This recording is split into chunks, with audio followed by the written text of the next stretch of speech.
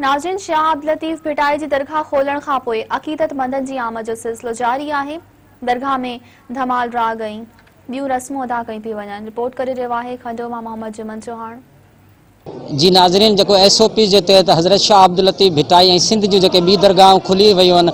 हिन वक्त असां हज़रत शाह अब्दुल लतीफ़ भिटाई ते मौजूद आहियूं, जिथे हज़रत शाह अब्दुल लतीफ़ भिटाई जी दरगाह खुलण खां पोइ जो आहे परे परे खां कुंड कुछ जा इलाक़ा आहिनि, उते ज़ायरनि जी आमद जो सिलसिलो हिन वक्त शुरू थी चुको आहे। तव्हां ॾिसी सघो था हिन वक्त हज़रत शाह अब्दुल लतीफ़ भिटाई ते मेला मतल आहिनि, ज़ायरीन अचनि था, पंहिंजी दिलि जूं मनाऊं हिते अची रखनि था। हज़रत शाह अब्दुल लतीफ़ भिटाई ते हिन वक्त हिते जे पांधीड़ा आयल आहिनि, उनमें ख़ुशी जी लहर बिछायल आहे। ॿिए पासे हज़रत शाह अब्दुल लतीफ़ भिटाई जूं रस्मूं आहिनि उहे बि अदा कयूं थी, जंहिंमें धमाल आहे, लंगर न्याज़ जे रस्मूं हूंदियूं आहिनि उहे बि अदा कयूं पियूं वञनि। हिते दुआऊं घुरी पियूं हिते आयल पांधीड़ा आहिनि हिन वक्त असां सां मौजूद आहिनि, उन्हनि सां ॻाल्हि ॿोल कंदासीं त हू मेहरान टीवी सां कहिड़ी रीति वीचार वंडनि था। अल्हम्दुलिल्लाह, दरगाहूं खुलण जे करे सिंध लतीफ़ साईं दरगाह थी त मरकज़ आहे, मेन मरकज़ आहे। सिंधी क़ौम जे लाइ वॾी हिकिड़ो फ़ख्र जी ॻाल्हि आहे। दरगाह लतीफ़ साईं अॻु बि बंदि ही को बि कोन करे सघिया, असीं पोइ बि ज़ियारतूं कंदा रहियासीं।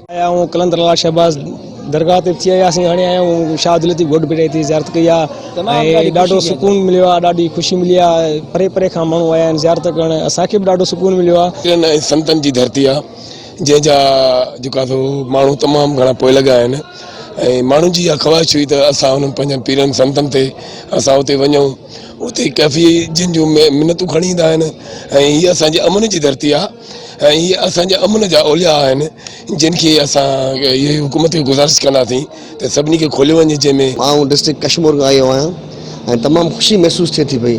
ऐं हिते हमेशह बुज़ुर्गनि ओलाइन जूं दरगाहूं आहिनि, ईअं महसूसु थिए थो पियो कि सुकून जो माहौल आहे हिते। असांखे ॾाढी ख़ुशी थी आहे, 5 महीननि खां पोइ दरगाह खुली। असां पंहिंजा ॿार बच्चा वठी करे ज़िला घोटकी ॾेरकी शहर जा असां रहंदड़ आहियूं, उतो खां असां पंहिंजी फैमिली सुधा आया आहियूं। माशाल्लाह ॾाढो सुकून मिलियो आहे, ॾाढो रूह खे सुकून मिले थो।